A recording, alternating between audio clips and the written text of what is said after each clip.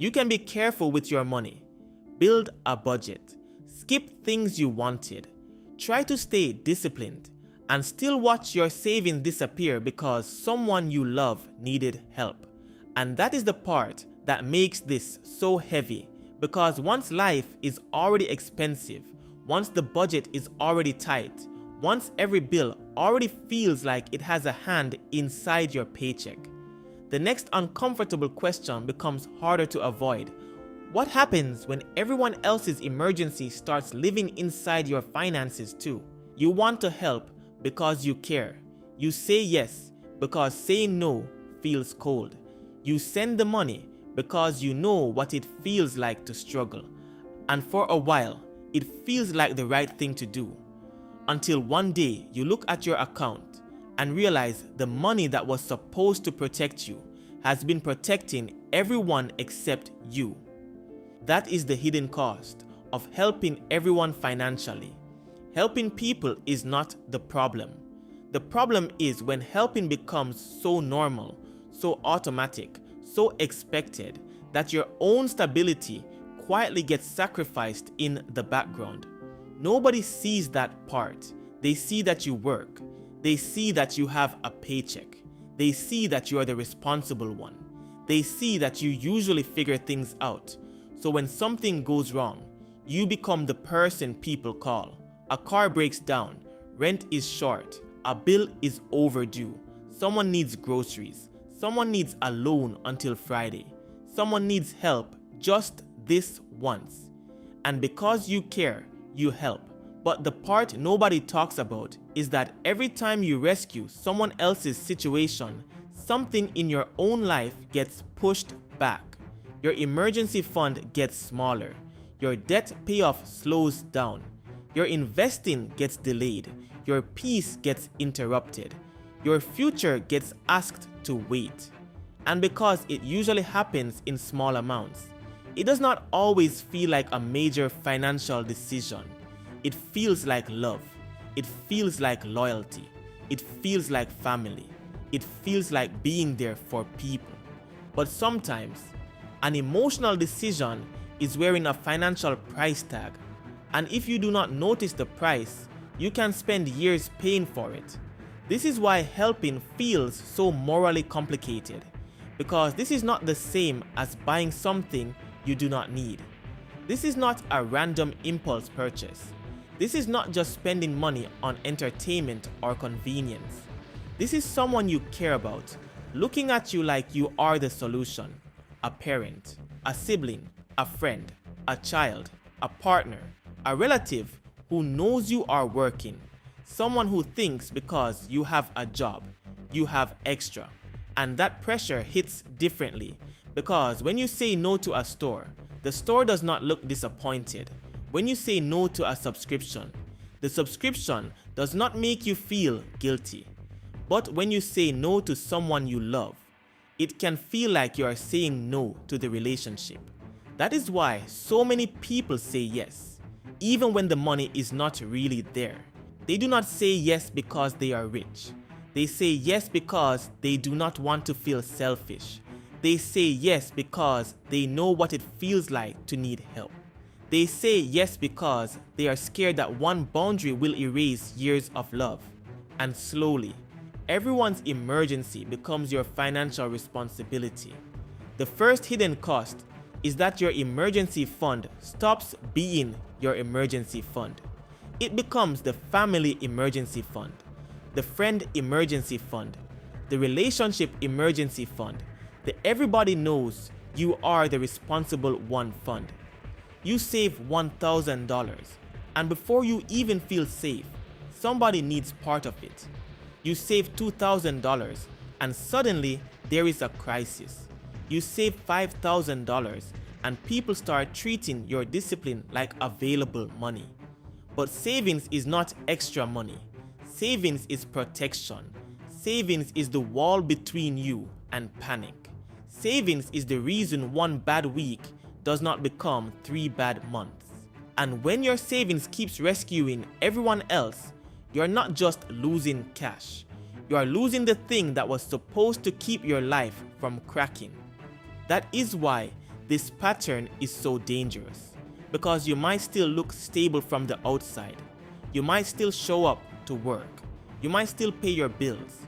You might still be the person others depend on. But inside, you know the truth. You are one more request away from being the person who needs help. If your emergency fund keeps rescuing everyone else, eventually you become the emergency. And this is where the pressure starts to build quietly, because you do not always feel the cost immediately. You help someone with rent, and your rent still gets paid. You help someone with a bill, and your lights stay on. You cover dinner, cover groceries, cover gas, cover a shortfall, and life continues. So it feels manageable. But the cost is hiding in what does not happen next. The debt payment you are going to make gets smaller. The savings transfer gets skipped. The investment contribution waits another month. The car repair fund never gets built. The move you wanted to make gets delayed. The business idea stays an idea. The peace you were trying to build keeps getting interrupted. That is the second hidden cost. Helping others can quietly delay your own progress. Not because the person you helped is bad, not because you are wrong for caring, but because money can only do one job at a time. The same dollar cannot protect your emergency fund and pay someone else's bill. The same dollar cannot reduce your debt and rescue someone else's shortfall. The same dollar cannot build your retirement and cover someone else's repeated mistake. And that is the uncomfortable part. The money you give away may solve someone else's short-term problem while quietly postponing your long-term stability. It may feel like a small sacrifice in the moment, but over time, small sacrifices can become a whole delayed life. And this is why many responsible people feel stuck, even when they are not reckless. They are not broke because they do not care. They are broke because they care about everyone before their own foundation is strong enough to carry that care. They are trying to build a life while also being a backup plan.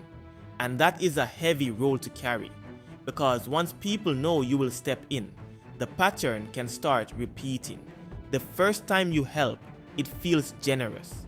The second time, it feels understandable. The third time, it starts feeling expected. And after a while, you are no longer being asked for help. You are being assigned a role.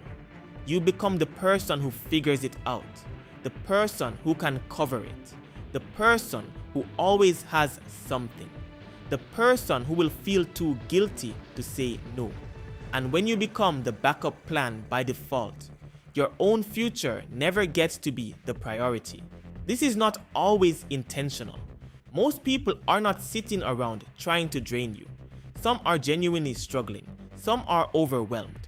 Some are used to survival mode. Some never learned how to plan because someone always showed up at the last second. But that is exactly why boundaries matter, because your yes can become someone else's plan. Your sacrifice can become someone else's system. Your stability can start attracting emergencies from people who never built their own. And once that happens, helping is no longer a one-time act. It becomes a financial pattern. And the pattern has a cost. Another hidden cost is that lending money can change the relationship. This is the part people avoid talking about, because when someone asks for money, they usually promise to pay it back. And maybe they mean it. Maybe they really believe they will. Maybe they say, I got you next week.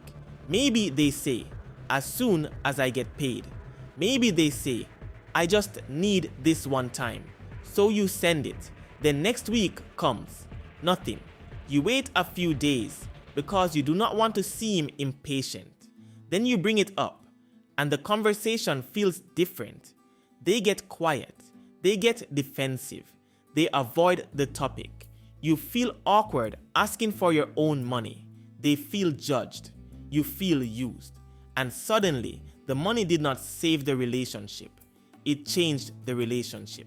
Now every conversation has tension underneath it. Every message makes you wonder if they are going to mention repayment. Every time they buy something, you notice. Every time they post something, you feel a little resentment, and you do not like feeling that way because you helped from a good place. But lending money without clarity can turn kindness into emotional debt. And emotional debt is heavier than the amount itself.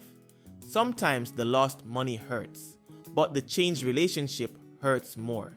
Because now you're carrying the cost twice, once in your bank account and once in your heart. That is why one of the safest rules is also one of the hardest. Only give what you can afford, not to get back. Not because people are bad, but because your peace matters.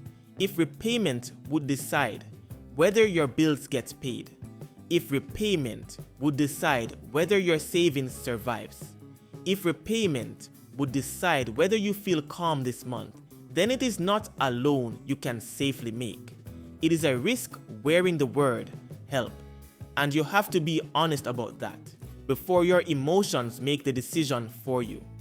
But the deepest part of this is not just money. The deepest part is what you start believing love requires. Some people have been trained to think love means access. Access to your time, access to your energy, access to your savings, access to your paycheck, access to your ability to recover. And if you create a boundary, they make you feel like the love changed. But love should not require you to become financially unstable to prove it is real. You can love someone without funding every crisis. You can care without becoming financially exposed. You can support someone without making your own life easier to break. That does not mean you become cold. It means you become clear. Because there is a difference between helping someone and letting your life become the payment method for their lack of stability. There is a difference between generosity and financial self-abandonment. There is a difference between being supportive and being financially available to everyone at all times. And this is the reframe. A paycheck is not freedom if it already belongs to everyone else. Not just to bills, not just to debt, not just to rent, but to every person who knows they can reach into your stability when theirs runs out. More income only helps if more of it survives. Because if every raise makes you more available, if every improvement makes people ask for more, if every bit of progress becomes proof that you can carry extra weight, then your paycheck grows, but your peace does not. And that is why the goal is not to stop helping people. The goal is to stop helping in a way that makes your life easier to break. So the first shift is simple but serious. Protect part of your paycheck before life touches it. Not after everyone asks, not after every bill, not after every emotional request, before. Because leftover money is not a reliable savings plan. Leftover money usually gets claimed by the loudest need. And when you are the person everyone comes to, there will always be a loud need. So you need money that is not available for discussion. Money that goes straight to savings. Money that goes straight to debt reduction. Money that goes straight to investing. Money that is protected before guilt gets a chance to negotiate with it. This is not selfish. This is survival. Because you cannot keep helping from a place that keeps collapsing. The second shift is to create a helping budget. Not a vague idea. Not I'll help when I can. A real amount. An amount you can give without touching rent, bills, savings, debt payments, or your own future. Maybe it is small. Maybe it is less than people expect. Maybe it does not solve the whole problem. That is okay, because the point of a helping budget is not to prove how much you care. The point is to make sure your care has a boundary. You can say, I can help with this amount, but I cannot go beyond that. That sentence may feel uncomfortable, but it is much healthier than silently giving more than you can afford and resenting them later. The third shift is to separate real emergencies from repeated patterns. A real emergency happens suddenly. A repeated pattern has a history. There is a difference between someone facing a crisis and someone repeatedly refusing to plan because they know you will rescue the outcome. And you have to be honest enough to see the difference. Because if you treat every repeated habit like an emergency, you train yourself to live in other people's chaos.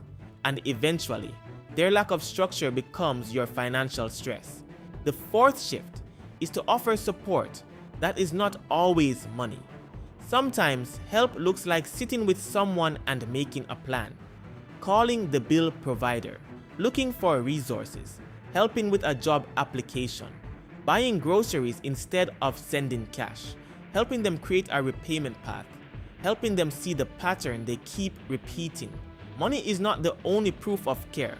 Sometimes the most loving thing you can give someone is structure, because unlimited money may relieve the pressure today, but structure can reduce the chance that the same crisis keeps coming back.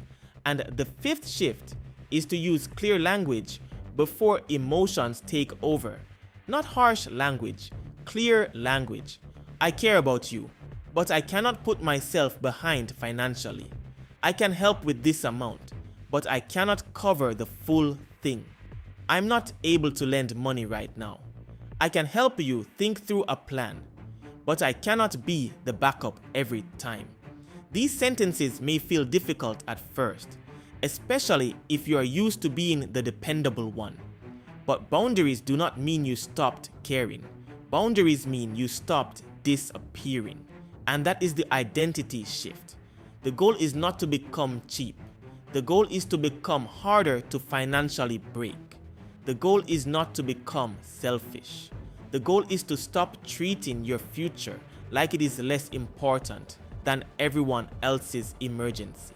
The goal is not to look rich. The goal is to stop starting over.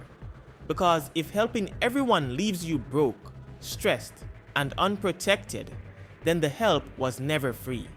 It was paid for with your emergency fund, your peace, your investing time, your retirement, your ability to breathe, your ability to stand on your own, and you're allowed to protect those things.